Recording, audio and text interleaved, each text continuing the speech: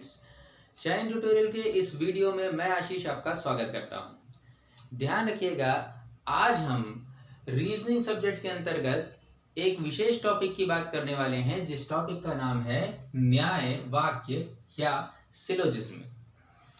अगर आपने सिलोजिज्म के पहले के वीडियो नहीं देखे हैं तो आप इसके पहले के 2 पार्ट बन चुके हैं, उनको आप बिल्कुल देख सकते हैं, जिनमें हमने सर्वव्यापी यानी कि यूनिवर्सल सेंटेंस के अंतर्गत सकारात्मक पॉजिटिव और नकारात्मक निगेटिव सेंटेंस की बात ऑलरेडी की हुई है और उसको हमने बहुत अच्छे तरीके से समझा भी हुआ है।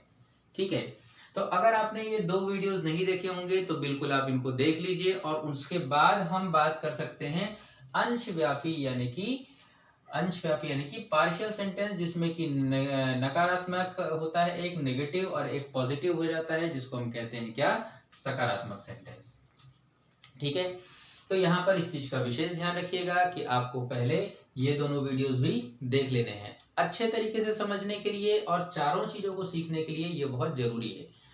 तो एक मैं छोटा सा ओवरव्यू आपको दे दूं कि हमने सर्वव्यापी में पहले जब सर्वव्यापी की बात करते हैं तो सभी को लेकर के बात करते हैं, और अंशव्यापी जब होता है तो उसमें कुछ को लेकर के बात करते हैं।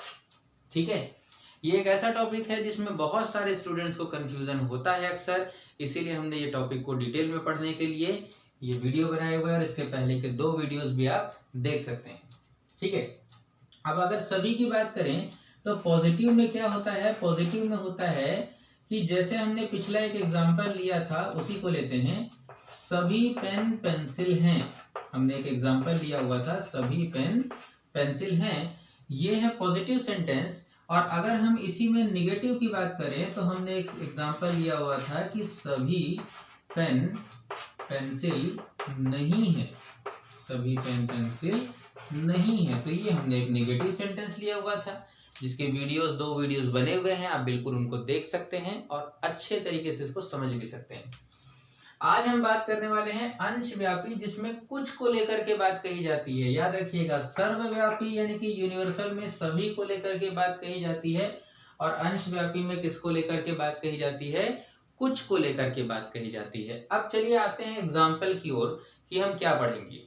तो देखिए, हमने ये सकारात्मक नकारात्मक यूनिवर्सल में पहले ही पढ़ा हुआ है। आज हम बात करने वाले हैं किसमें, तो अंशव्यापी के सकारात्मक यानी कि पॉजिटिव की बात करेंगे, और आगे आने वाले वीडियो में हम नेगेटिव यानी कि नकारात्मक की भी बात करेंगे कि ये सेंटेंस कैसे होते हैं। तो चलिए, नकारात्मक आज नहीं देखने वाले हैं, आज हम बात कर लेते हैं किसका, पॉजिटिव का। एग्जाम्पल से अगर मैं आपको समझाऊं तो ये क्वेश्चन कैसा बनता है उसके फॉर्मेट को पहले समझें।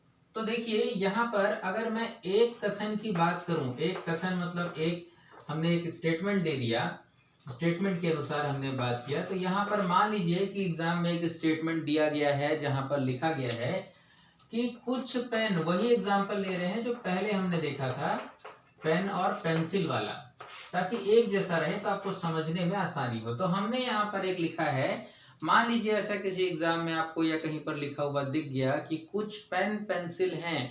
अब इसकी जगह कुछ भी हो सकता है, भाई पेन पेंसिल हो जाए, या कह दे कि टीवी रिमोट है, या कह दे कि कंप्यूटर जो है वो माउस है, कुछ भी कह सकता है ना। तो आपको मेन ध्यान रखना है कि यहाँ पर कुछ लगा हुआ है, क्या लगा हुआ है, कुछ। अब देखिएगा, अगर ये एक कथन, हम अभी एक की बात कर रहे हैं, एग्जाम में 2 या 3 या 4, ज्यादा 4 कथन भी हो सकता है, ज्यादातर एग्जाम में 2 कथन देखे जाते हैं, लेकिन 2 कथन बनाने से पहले आपको एक को अच्छे से समझना होगा ना भाई, तब तो आप 2 को बना पाएंगे। तो देखिए, यहाँ पर एक बात आती है कि अगर मान लीजिए एक ऐसा स्टेटमेंट, एक ऐसा कथन दिया गया और एग्जाम में आपको क्या मिलेंगे, इसके कुछ निष्कर्ष मिलते हैं। निष्कर्ष कैसे होंगे, तो शायद कुछ इस प्रकार हो सकते हैं कि एक निष्कर्ष हो गया, कुछ पेंसिल जो है वो पेन है।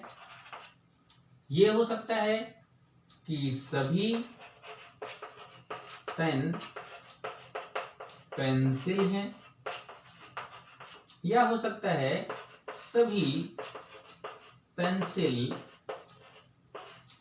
पेन है, ये भी हो सकता है कुछ पेन पेंसिल नहीं है, कुछ पेन पेंसिल नहीं है, या दे दिया कि कुछ पेंसिल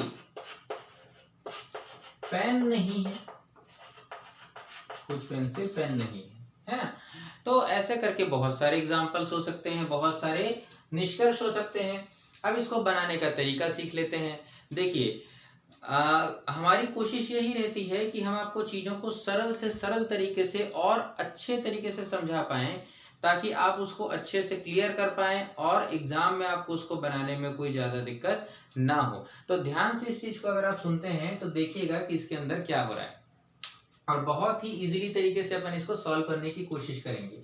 अच्छा, सबसे पहली चीज क्या होता है कि इसके लिए बहुत सारे मेथड में से एक मेथड होता है जो जनरली लिया जाता है और अच्छा मेथड भी है, जो कि क्या होता है, डायग्राम बना के इसको सॉल्व करना।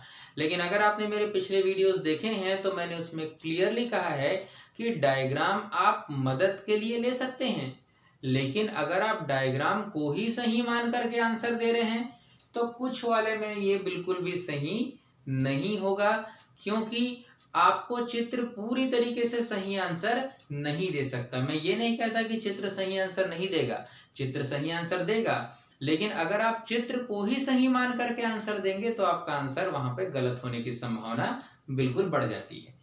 चलिए बात करते हैं कि कैसे। सबसे पहले तो मैं आपको बता दूं, पूरे का सार मिला करके एक साथ अगर मैं बोलूं ना, तो इस कथन का केवल और केवल एक ही आंसर निकल करके आएगा। तो बोलिए, इतना सारा दिया हुआ इसमें से एक, हाँ आपको सिर्फ एक ही ध्यान में रखना है। एक सेंटेंस अगर दिया गया है कि कुछ पेन पेंसिल हैं, क्या दिया गया है, कुछ पेन पेंसिल हैं, तो इसका सिर्फ एक ही निष्कर्ष निकल करके आ रहा है, और वो ये है कि कुछ पेंसिल भी क्या है, पेन है। बिल्कुल सही सुना आपने। क्या कहा मैंने, अगर कुछ पेन पेंसिल हैं जैसा कि कथन में लिखा है तो ये तो भाई सही है ही, क्योंकि वो तो कथन है। तो इसका एक ही निष्कर्ष निकल करके आएगा कि कुछ पेंसिल भी क्या है, पेन है। इसके अलावा कुछ भी निकल के नहीं आएगा। मतलब देखिए, कुछ पेंसिल पेन है, ये सही है, इसके अलावा ये भी गलत है, ये भी गलत है, ये भी गलत है, ये भी गलत है। और भी लिख देते हैं कुछ, ठीक है, अगर नीचे एक आध और लिख दिए तो इस कथन में से केवल एक ही निकल करके आने वाला है। अगर पेन पेंसिल है तो पेन तो पेंसिल है ही, लेकिन इसका मतलब पेंसिल भी क्या है, पेन है। अब आपको थोड़ा सा कंफ्यूजन होगा कि सर ये कैसे पता लगाएंगे कि ये बाकी सब गलत है। देखिए क्या होता है, चित्र की बात करते हैं, जो मेथड ज्यादातर लोग यूज करते हैं, है ना, बिल्कुल सही है, चित्र आप बनाइए, लेकिन मेरी एक बात को हमेशा ध्यान रखिए कि चित्र को वहीं तक लीजिए जहां तक आपको उससे सही चीजें पता चलती हैं। अभी आप देखिएगा, इसको मैं क्लियर कर रहा हूं। अगर कहा गया कि कुछ पेन पेंसिल है, तो यहां पर आप सिर्फ एक चीज को ध्यान दीजिए कि कुछ पेन पेंसिल है, तो सीधी सी बात है कि पेन का कुछ भाग क्या है, पेंसिल है, ऐसा मान लीजिए, क्योंकि कथन में लिखा है। ठीक है भाई, मान लिया हमने। तो हम ये भी मान लेंगे कि अगर पेन का कुछ भाग पेंसिल है तो पेंसिल का भी कुछ भाग क्या होगा, पेन होगा।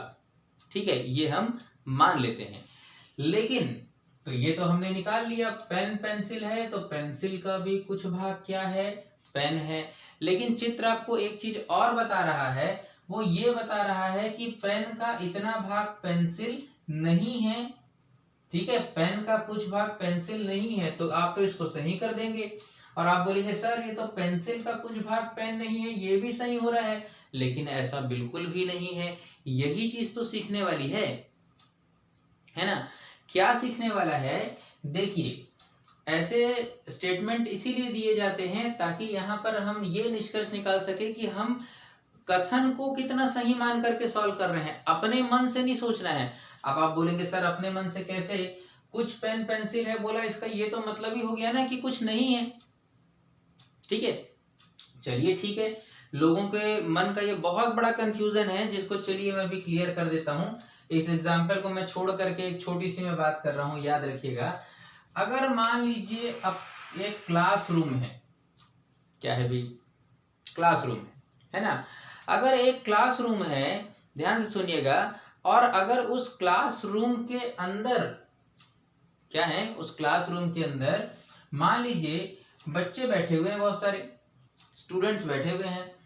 अब मान लीजिए कि यहाँ पर 10 स्टूडेंट्स बैठे हुए हैं। कितने स्टूडेंट्स हैं? 10 स्टूडेंट हैं। ठीक है, अब ये जो 10 स्टूडेंट हैं, ये 10 के 10 स्टूडेंट जो हैं वो क्या हैं? हमने कहा कि ये 10 स्टूडेंट जो हैं वो 12th पास आउट है, मतलब 12वीं पढ़े हुए हैं। ठीक है, और हमने कहा कि इनमें से कुछ ऐसे स्टूडेंट्स हैं, ध्यान रखिएगा ना, इनमें से कुछ ऐसे स्टूडेंट्स हैं, तो हमने कहा कि कुछ स्टूडेंट जो हैं वो क्या है? ग्रेजुएट हैं, यानी कि स्नातक हैं। तो हमने लिख दिया कि कुछ स्टूडेंट ऐसे हैं जो कि क्या है? ग्रेजुएट हैं। अब मैंने कहा कि 12वीं पढ़े हुए स्टूडेंट में से कुछ स्टूडेंट क्या है? ग्रेजुएट हैं। ठीक है, मैंने ये कहा, ये स्टेटमेंट में लिखा है। तो इसका मतलब आप क्या समझेंगे कि 12वीं पढ़े हुए कुछ स्टूडेंट ग्रेजुएट हैं, तो आप ये समझेंगे कि सर इसका मतलब कुछ बच्चे ऐसे हैं जो ग्रेजुएट नहीं है। यहीं पर हम गलती कर देते हैं। हमने क्या सोच लिया? हमने सोच लिया कि उसने बोला 12वीं पढ़े हुए कुछ बच्चे ग्रेजुएट हैं, तो कुछ बच्चे ग्रेजुएट हैं, इसका मतलब हमने अपने मन से ये सोच लिया कि कुछ बच्चे ग्रेजुएट नहीं है। ऐसा तो लिखा नहीं है। मैं फिर रिपीट कर रहा हूं, अगर वो कहे कि पेन पेंसिल है, कुछ पेन पेंसिल है, तो बस आप इतना मानिए कि कुछ पेंसिल भी क्या है? पेन है। आप अपने मन से ये मान लेंगे कि कुछ बच्चे 12वीं पढ़े हुए हैं जो ग्रेजुएट हैं, तो आपने ये मान लिया कि कुछ बच्चे तो 12वीं पढ़े हैं जो ग्रेजुएट नहीं है। ऐसा लिखा कहाँ है भाई? नहीं लिखा हुआ है। ठीक है, तो आपको सिर्फ क्या मान करके चलना है कि अगर उसने कहा कि 12वीं यानी कि 12th पढ़े हुए कुछ बच्चे ग्रेजुएट हैं, तो आप बस इतना मानिए कि ग्रेजुएट वो बच्चे जो हैं वो भी कुछ बच्चे क्या हैं? 12th पास आउट है। आप बोलेंगे सर ग्रेजुएट वाले तो 12th पास होंगे ही ना। ठीक है, मैंने कहा ना, ये जो स्टेटमेंट लिखा है उसको मान करके चलिए। वास्तविकता में क्या होता है इसका उससे कोई मतलब नहीं है ना। ऐसे तो पेन भी पेंसिल नहीं होता है, ऐसे तो टीवी भी रिमोट नहीं होता है। ठीक है, ऐसे तो मोबाइल फोन को बोल देगा कंप्यूटर है, तो वो थोड़ी होता है।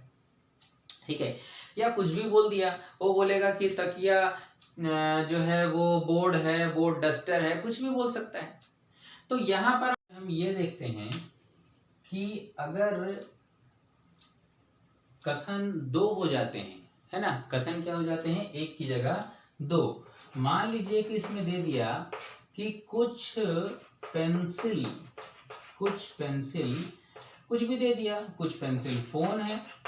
ठीक है, चलो मान लेते हैं कुछ पेंसिल क्या दे दिया? फोन है। कुछ भी दे सकता है भाई।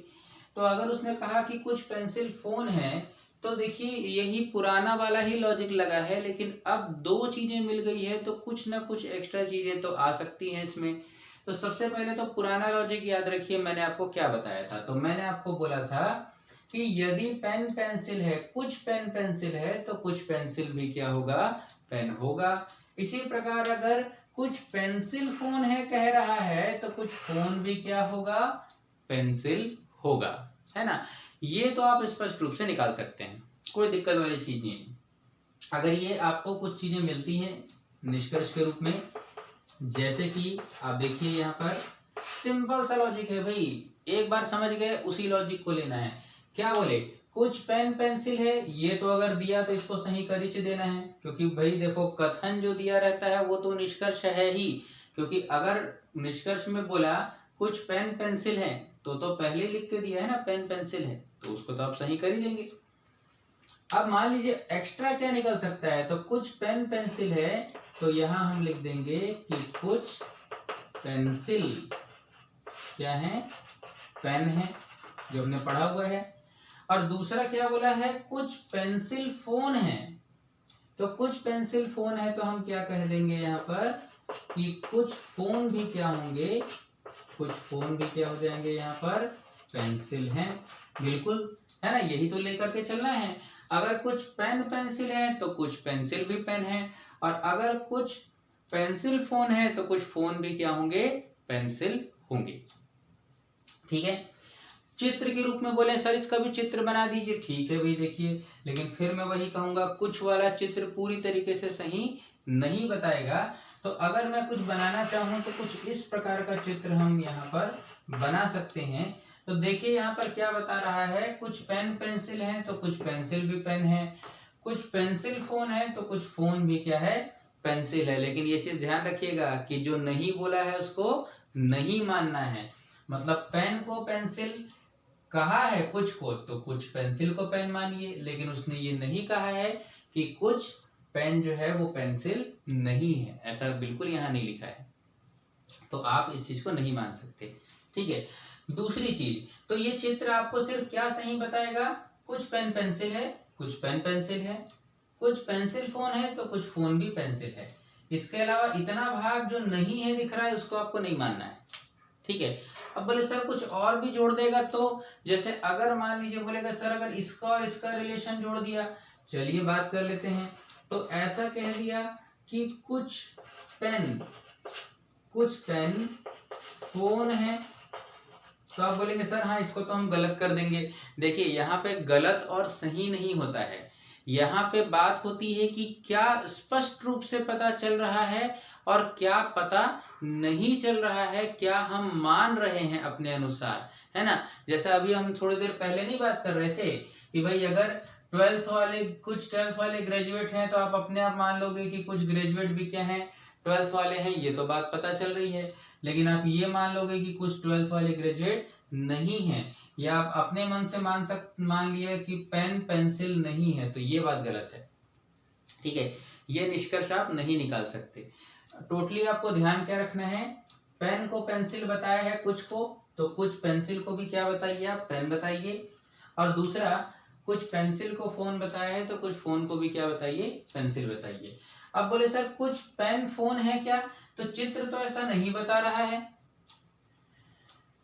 तो ऐसा हो सकता है, लेकिन यहाँ पर जो हमको कथन दिया गया है उसके अनुसार ऐसा नहीं बताया जा रहा है, तो हम बिल्कुल भी ऐसा नहीं मान करके चलेंगे। मतलब अगर ऐसा लिखा तो मैं इन दोनों को सही करूंगा और मैं बोलूंगा ये निष्कर्ष भाई स्पष्ट रूप से तो मैं नहीं निकाल सकता, है ना। हो सकता है हो, लेकिन हो सकता है कि अनुसार थोड़ी चलेगा, यहाँ तो जो दिया है उसको बनाना है ना हमको। ठीक है, अच्छा कभी कभी इसमें कंफ्यूजन हो जाता है। कंफ्यूजन क्या हो जाता है ये देखिएगा, कभी कभी कुछ ऐसे क्वेश्चन आ जाते हैं जहां पर आपको क्या किया, आपको यहाँ पर मान लीजिए कि ये दोनों तो ठीक है, ये दोनों तो निकल ही रहा है, मान लीजिए आपको ए में दे दिया ये और बी में एक लिख दिया, ऐसा अक्सर देखा गया है ना, जिसमें बहुत ज्यादा कंफ्यूजन होता है, तो इसको समझिएगा। कुछ पेन फोन है और कुछ पेन फोन नहीं है। क्या है, कुछ पेन फोन नहीं है। अब ये देखिए एक बड़ा कंफ्यूजन निकल करके आ गया ना, तो यहाँ पर क्या हो जाएगा, यहाँ पर बोले कि सर ये तो नहीं निकल सकता ना, कुछ पेन फोन नहीं है, तो बोले कुछ पेन फोन नहीं है, हाँ भाई ठीक है, हम निष्कर्ष नहीं निकाल सकते।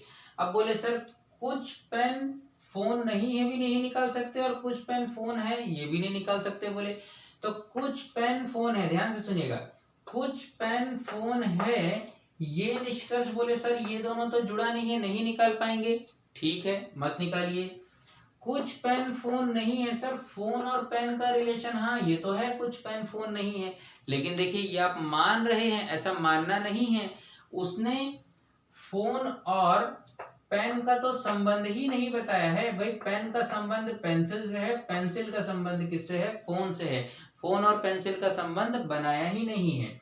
सभी वाला होता तो बात अलग होती है, कुछ वाला है, तो याद रखिएगा कि इन दोनों का संबंध है ही नहीं, तो आप ना तो इनको हाँ में बोल करके जवाब दे सकते हैं और ना ही आप इनको ना में बोल करके जवाब दे सकते हैं। याद रखिएगा ना, अपने मन से नहीं देना है। आपको ऐसा लग रहा है कि पेन फोन नहीं है, आपको ऐसा लग रहा है कि पेन फोन जो है फोन पेन नहीं है, लेकिन ऐसा वास्तविकता में निष्कर्ष निकालना सही नहीं है। मतलब मैं आपसे एक ही चीज कहूंगा, संबंध बना है पेन पेंसिल का, तो पेंसिल को पेन बनाइए, कुछ पेन पेंसिल है, कुछ पेंसिल पेन है, कुछ पेंसिल फोन है तो कुछ फोन पेंसिल है। अब बोले सर इसका क्या करें, तो देखिए कुछ पेन फोन है, कुछ पेन फोन नहीं है। अब यहाँ पर बोले कंफ्यूजन क्या होता है समझिएगा ना, अगर आप कुछ पेन फोन है को सही नहीं करते हैं, ध्यान से सुनिएगा, अगर आप कहते हैं कि कुछ पेन फोन नहीं है या कुछ पेन फोन है, आप कुछ पेन फोन है को आप गलत कर देते हैं, बोलते हैं ये तो मैं नहीं निकाल सकता, तो अगर कुछ पेन फोन है ये गलत है, तो इसका मतलब ये हो सकता है कि कुछ पेन फोन नहीं है। भाई कुछ पेन फोन है को गलत करने का क्या मतलब है कि कुछ पेन फोन नहीं है ये अपने आप सही हो जाना। बात को थोड़ा सा कॉम्प्लिकेटेड, थोड़ा सा डिफिकल्ट टॉपिक है, समझने की कोशिश करिएगा मैं क्या कहना चाह रहा हूं। मैं कहना चाह रहा हूं क्योंकि ये क्वेश्चन जो है ना, ये क्वेश्चन एग्जाम में बन सकता है और इंपॉर्टेंट भी हो सकता है क्योंकि कंफ्यूजन बहुत क्रिएट कर रहा है। देखिएगा, अगर आप कहते हैं कि कुछ पेन फोन है, आप बोलते हैं कुछ पेन फोन है, ये तो सर गलत है, नहीं निकाल सकता, ठीक है। तो जैसे आपने फोन है को गलत किया तो नहीं है अपने आप सही हो गया, है ना, नहीं है अपने आप सही हो गया, है को गलत किया तो नहीं है ऑटोमेटिक सही मान लिया जाएगा। तो आप बोलोगे सर ये तो मैं नहीं निकाल सकता, तो नहीं है भी गलत है, तो नहीं है को गलत करोगे तो है अपने आप सही हो जाएगा, है ना। तो ये एक बड़ा कंफ्यूजन होता है, तो याद रखिएगा। अब आप बोलेंगे सर तो आंसर कौन सा लेगा, मान लीजिए कि ये दो ही आंसर हैं, तो एक ऑप्शन में वो क्या दे देगा, वो ऐसा देता है ए या बी सही है, तो ये आपका सही हो जाएगा, ए या बी, ए और बी नहीं, दोनों नहीं लेना है, ए तथा बी नहीं, ए या बी सही है, मतलब ए को सही करो तो बी गलत होता है, बी को सही करो तो ए गलत होता है। इस प्रकार के क्वेश्चन बन सकते हैं। तो याद रखिएगा, इसमें बड़ा सिंपल सा लॉजिक है। अगर ऐसा देगा तो एक बार इन दोनों को मिलाते हुए बात कहेगा है, और एक बार इन दोनों को नहीं मिलाते हुए बात करेगा, यानी कि नहीं है। ऐसे आपने अगर एग्जाम में देखे होंगे तो आपको कभी ना कभी क्वेश्चन इस टाइप के देखने को मिल सकते हैं, है ना। तो इसमें आप कंफ्यूज नहीं होंगे, ये सबसे ज्यादा कंफ्यूज करने वाला टॉपिक यहाँ पर हो सकता है, तो बिल्कुल भी इसमें आपको कंफ्यूज नहीं होना है। अगर ऐसा लिखा है तो याद रखिएगा कि आपको क्या करना है, ठीक है। इन दोनों में संबंध मिला के है बोला और फिर बोला, अगर सिर्फ है बोला तो नहीं निकाल सकते, सिर्फ नहीं है बोला तो भी नहीं निकाल सकते, लेकिन एक बार है बोला एक बार नहीं है बोला तो एक दूसरे को दोनों फिर गलत कर सकते हैं, इसीलिए या वाला आंसर यहाँ पर लिया जाता है, ठीक है। उम्मीद करता हूँ ये टॉपिक आपके समझ में आया होगा, है ना। तो ध्यान रखिएगा कि ये वीडियो आपको चयन ट्यूटोरियल बिलासपुर की ओर से प्रस्तुत किया गया है, और मैं आशीष इस वीडियो में तो आपसे अभी विदा लेता हूँ। अगले वीडियो में मिलता हूँ, जहां पर हम क्या बात करेंगे, हम बात करेंगे अंशव्यापी के नेगेटिव यानी कि नकारात्मक सेंटेंस को लेते हुए, ठीक है। तो आज के लिए इस वीडियो में इतना ही, धन्यवाद।